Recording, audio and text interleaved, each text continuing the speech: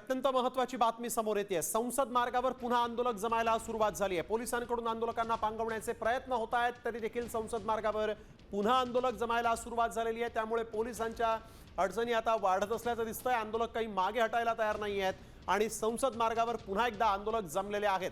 ही दृश्य आपण बघतोय। आंदोलकांच्या हातात भारताचा तिरंगा झेंडा आहे आणि यावेळी जोरदार घोषणाबाजी करत हे आंदोलक संसद मार्गावर जमलेले आहेत। त्यामुळे पोलीस आता पुन्हा काय भूमिका घेतात, पुन्हा या निशस्त्र आंदोलकांवर लाठीचार्ज होतो का, हे पाहणं महत्त्वाचं असेल। कारण दंगल नियंत्रण पथक जे आहे ते सकाळपासून या आंदोलकांना पांगवण्यासाठी हरेक प्रयत्न करत आहे आणि आता पुन्हा एकदा संसद मार्गावर आंदोलक जमू लागलेले आहेत। त्यामुळे पोलिसांची भूमिका निर्णायक असणार आहे। पोलीस आता काय भूमिका घेतात हे पाहणं महत्त्वाचं आहे।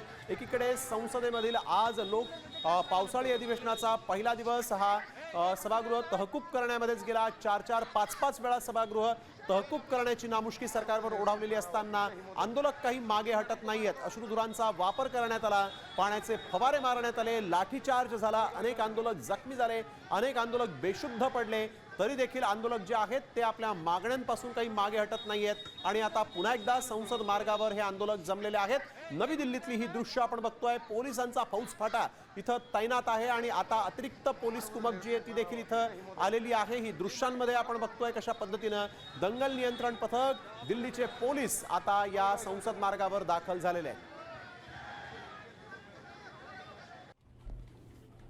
साम टीव्ही मी नेहमी पाहतो, त्यावर दाखवलेल्या बातम्या रिलेट करतात।